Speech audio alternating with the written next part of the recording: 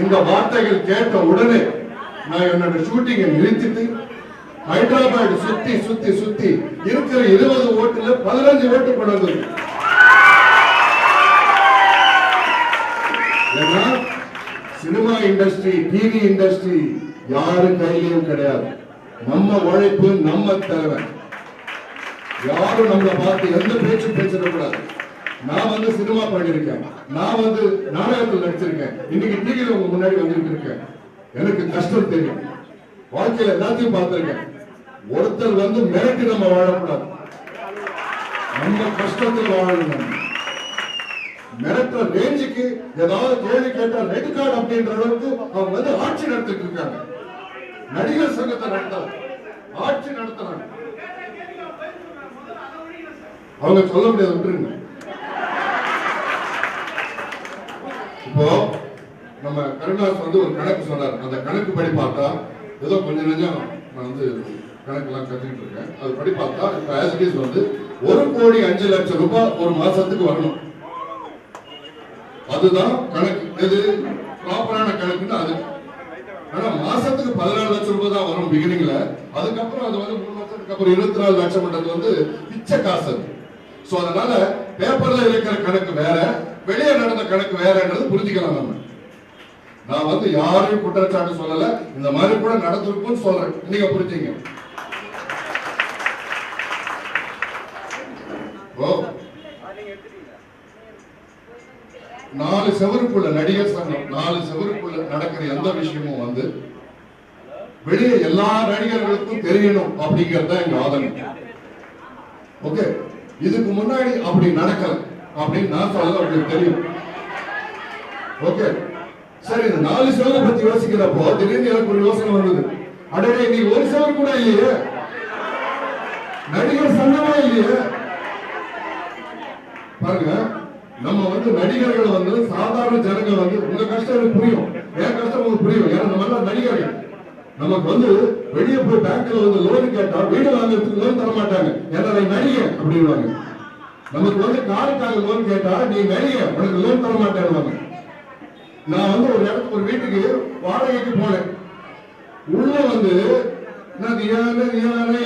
பாட்டு ஓடிட்டு இருக்கு. அவன் சொல்றா, சார் நீங்க நடிகர் சார், உங்களுக்கு நான் வீடு தர மாட்டேன் வாடகைக்கு அப்படின்னு. சோ வாடகை கூட என்ன டிவியில பார்த்து என்ஜாய் பண்றோம், வாடகை கூட எனக்கு வந்து வாடகை வீட்டு தர மாட்டான். சோ அதனால ஒருத்தருக்கு ஒருத்தர் நம்ம பாதுகாத்துக்கணும், ஒருத்தருக்கு ஒருத்தர் பாதுகாக்கணும். நடிகர் சங்கம் தான் வந்து உங்களை வந்து ஒரு பெரிய இடத்துல வச்சா நீங்க வந்து எங்களை பாதுகாக்கணும், எங்க எல்லாரையும் வித்துடக்கூடாது. அரசாங்கமும் நமக்கு ஹெல்ப் பண்ணாது, சுத்தி இருக்கிறவங்களும் நமக்கு ஹெல்ப் பண்ண மாட்டாங்க. இன்னைக்கு கூட நடிகர் சங்கத்துல இருந்து ஒரு கம்ப்ளைண்ட் போன ப்ரொடியூசர் கவுன்சிலுக்கு, சார் சமரசமா பண்ணி ஏதாவது அட்ஜஸ்ட் பண்ணி நீங்க போயிடுங்கன்னு சொல்லுவாங்க தவிர உங்க காசு நாங்க வாங்கி தருவோம்னு சொல்ல மாட்டாங்க.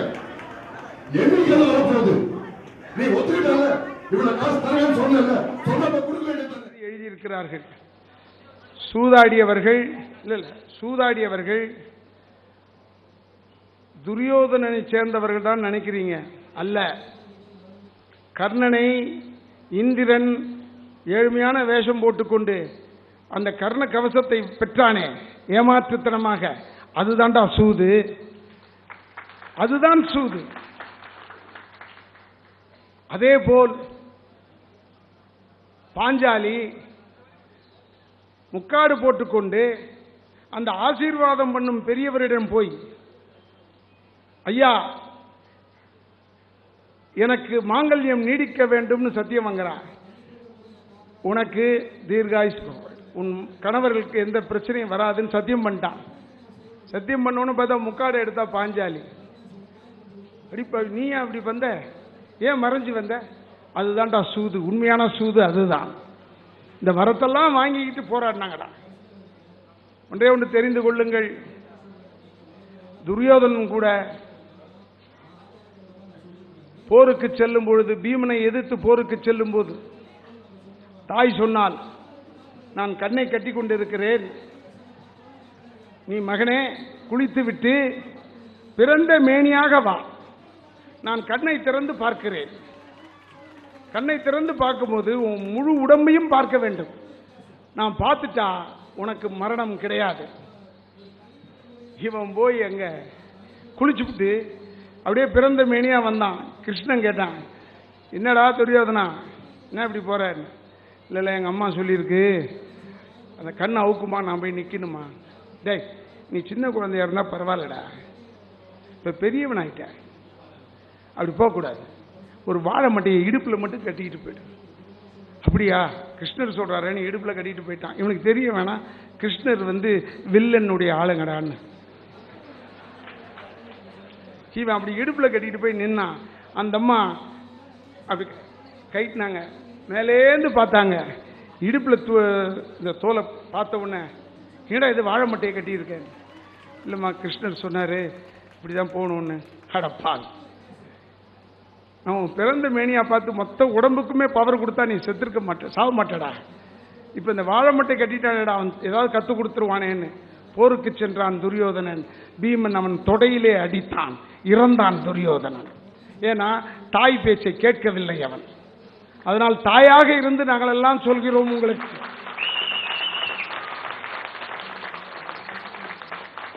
தயவுசெய்து எவனாவது உங்களுக்கு சொன்னான் 15,000 ரூபாய் கொடுத்தான்னு வாழை மட்டையை கட்டினேன், அவனை செத்தே நீ ஜாக்கிரதை.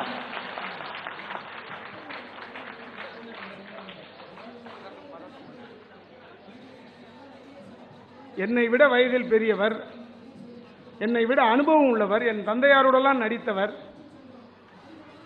என் தந்தைக்கு அவருடைய நாடகக்குழுவில் ஒரு சம்பளக்காரனாக வாழ்ந்தவர்.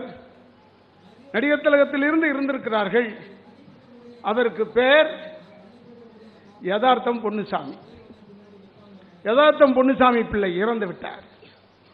அவரோடே இருந்த ஒரு மனிதன், யதார்த்தம் என்று வைக்கக்கூடாது, குருக்கு அசிங்கமாகிவிடும், அதனால் என் பெயரை பதார்த்தம் பொன்னுசாமி என்று வைத்துக் கொள்கிறேன் சொன்னார். இந்த பதார்த்தம் பொன்னுசாமி ரொம்ப ஏழை. என்னுடைய அன்பு சித்தப்பா மறைந்த வி.கே. ராமசாமி அவர்கள் சொல்லி இவரை நான் சேர்த்தேன். சேர்த்தது மட்டுமல்லாமல் என்னுடைய ஏஆர்ஓக்கள் அத்தனை பேருக்குமே சொன்னேன், இவர் நடிக்க வேண்டும் படத்தில். ஏதாவது ஒரு வேஷத்தில் போடு, பணம் வரட்டும், 100, 500, 1000 ஏதோ ஒன்று வரட்டும். இன்னைக்கு அவர் வசதியா இருக்கார். ஆனால் இவ்வளவு வயசாயும் தேனியில் உட்கார்ந்திருக்கும் அந்த மனிதனை தேடி விஷாலுக்கு யாரும் போறதில்லை. விஷால் டீம்லேருந்து போறவங்க அவருடைய ரசிகர்களே போய் ஓட்டு 10,000 ரூபாய் கொடுத்தாங்க. அவர், வேணாம் தம்பி, நான் யாருக்காவது ஓட்டு போட்டுக்கிறேன், விடுங்க தம்பி, 15,000 ரூபாய் கொடுக்குறேன். இப்படி கையெடுத்து காமிச்சாராம். இது யாரு? ரத்தம் வர்றது ராதா ரவின்னு தான் பேர் சொல்லும், ஜாக்கிரதா.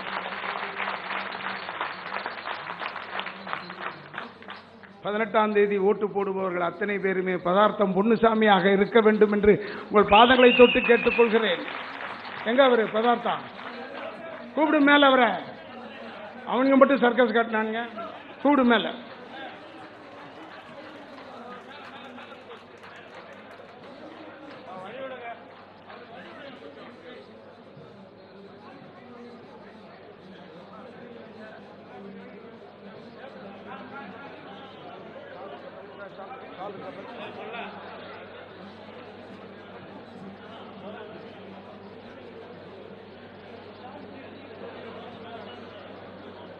தயார் செய்து கொண்டிருக்கக்கூடிய நமது சங்கத்தினுடைய பொறுப்பில் இருக்கக்கூடிய சிறப்பு உறுப்பினராக பாண்டவர்களிலே போட்டியிடக்கூடிய நமது குடும்பத்தின் சொத்து, நமது அத்தனை பேருக்கும் அன்பு கரசியாக இருக்கக்கூடிய மதிப்புக்கு மரியாதைக்குரிய சகோதரி குட்டி பத்மினி அவர்களை உங்களோடு பாண்டவர்களுக்கு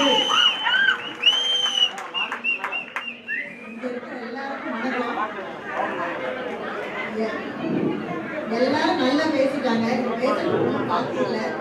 இருந்தாலும் ஒன்னே ஒன்றுதான் சொல்லிட்டு விரும்புறேன். அங்க இருக்கக்கூடிய நிர்வாகிகள், நாம உறுப்பினர்கள் எல்லாரும் பரதேசி நாய்கள். ஆனா இங்க இருக்கக்கூடிய உறுப்பினர்களும் நாமளும் நண்பர்கள். அந்த அளவுக்கு ஒவ்வொருத்தரும் நம்ம பழகிட்டு இருக்காங்க. இப்ப அங்க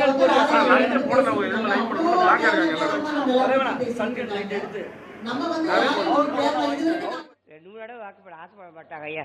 நான் வாக்கப்பட்டு ஐயா அவர்களுக்கு என்னை விட்டு சாமி அடப்பாவி பாப்பா ஒண்ணு நம்ப நீ விடு அவரை சொல்லி வர்றேன் ஐயா. வணக்கம் ஐயா.